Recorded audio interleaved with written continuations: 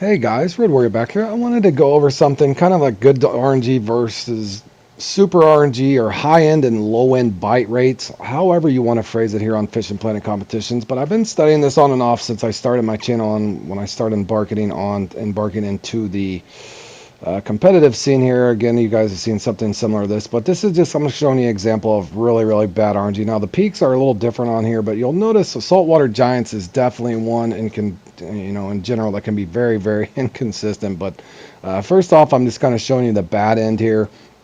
This is a run I just streamed today, and a lot of times you'll find people usually stop by the channel and they're watching me fish. Sometimes I do good, sometimes I do bad, sometimes I do great, and then there's those times, you guys must have experienced this yourself, where it doesn't matter what you do, what lure you try, what retrieve you try. I started out okay there, but from there on, just a typical run. No matter where I felt like I've located them in the water depth, that sort of thing. I've put up videos to help out a lot of people on that sort of thing. But again, I'm just going through here and just kind of showing you a bad run on what I would say, and I'll explain something to you. Not too long ago on an update, they've released something on the customs where there's a fully bite rate and a random bite rate or deterministic. I will show you that here in a second, but I just wanted to show you, for anybody that plays in these things, you will notice sometimes it's just you can't really influence much. In other words, no matter what you throw, what pairing, what you try, you're just not either going to. Sometimes you might go through and get a couple of tarpon and you won't get any permit, or you'll do nothing but, on the really, really bad runs, you might get nothing but blockers and nothing but commons. I think one time in particular, I even scored 400 in this thing. Even though I knew how to do it a long, long time ago when I even first started playing, I was well experienced at fishing for permit as well as tarpon here on blue crab. But I just wanted to kind of show you guys. Number two, I think the best thing I can tell you, when you get the good RNG, that's when you need to be focused and paying attention to what you're doing. That's when the real skill, I think, in my head, as far as experience is going to come in, is knowing what's going to be available and where. I'll show you that later on. But again, it doesn't even hurt to have a notepad. I've gotten to where, if I have a 4-spot rotation, that sort of thing, most people do here, as far as how it breaks down and be able to get the uniques. From there, you kind of got the supplemental spots that you can get trophies. And I'll show you an upcoming clip when I get what I would say the high end of the fully random. Obviously, I'm at the lower end. To me, even my trophies there, as you can see, are even undersized. This was a very odd run. I've had a lot of odd runs in this one. But this one in particular, I ended up getting, I'll show you the net later, but I ended up getting 4 unique permit and not 1 unique tarpon. And the tarpon that I got, as you can see, they're 45 pounder, right, guys, 45 pounder. Again, just the high end and the low end, I think, on the bite rates, and the overall RNG system here on Fishing Planet comps is definitely just kind of bonkers at times. Again, I would encourage you to keep trying and playing and getting the rewards that you want. I do enjoy playing in these things, even if I have a bad run. So I know a lot of people like to stop by, road, throw this lure, throw that lure. But what if a big part of it is just review of the net there on a bad run or a low end run? And I just briefly there, just looking through that, I did not get 1 unique tarpon in a whole hour, guys, a whole hour. Okay, now look at this here. They've added this recently, I think on one of the last 1 or 2 patches or updates. If you look here in the customs, one question or thing that sticks out of mind, you got deterministic random, which should be a lower high end and a higher low end. So let's say ace a high number, 4, maybe a 4 is the lowest you can get on a 1 to 10. But now on that fully random, I wonder, is that what's happening when you get dead laked? And then on sometimes you feel like you get god tier or just the highest end RNG that you can possibly get. I don't know how they determine that and who gets what, but that is definitely something new that's been added. It's made me even evaluate more and more as I play in these things. Now, obviously, I'm trying to get better, and so are you. It's a lot of fun, especially with the club series stuff coming up. But I just wanted to show you. Now, this is me. I started in a different lobby, switched to this one, but you can see here's what the high end looks like, in my opinion. If this is truly how this works, which is fully random, it didn't matter. You'll notice through this entire clip, and just watch me put on a clinic here. I think this was one of my PBs here on the Saltwater Giants. But again, it was just odd. I don't even have to switch lures. I don't have to do anything special. I've already identified that they're kind of on the upper water column, but just watch how I go from spot to spot. And it just doesn't take long. Look at the timestamp on how quick I'm going through all these spots. I basically get out into a lead, and there's not even anybody that can catch me.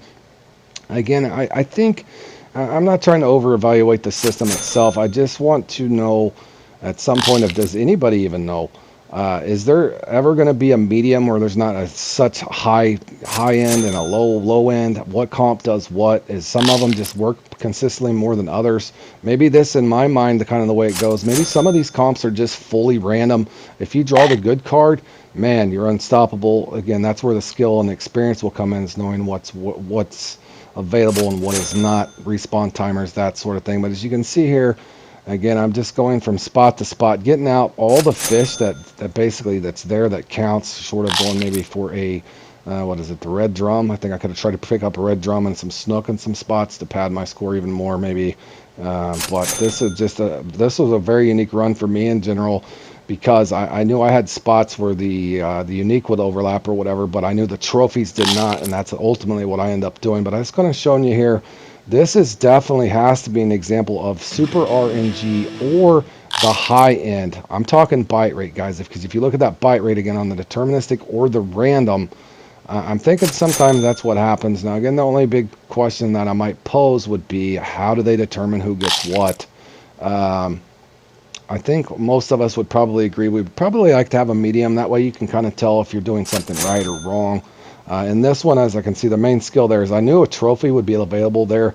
Sure enough, coming. I'm even just cast some random spots where I'd caught bonefish before. One cast. And then look at here. I know this spot is not going to have a unique, but I know there should be trophies available. The permit and the tarpon. And again, look at that timestamp. I still have 16 minutes left. I've got all my uniques out. My big uniques, my tarpon, all four of them, all four of my permit are out as well. And again, a lot of people, as you can see here, they tend to stop by, well, the road, Twitch right below the surface, or this and that. But ultimately, I didn't change retrieves. I didn't do anything really. I didn't even change lures. As you can see, I'm still rocking the black Buzzbait 5.0 with the X Series nymphs. Didn't even have to make a color change. Didn't have to do nothing. I'm all the way up here knowing that these are going to respawn.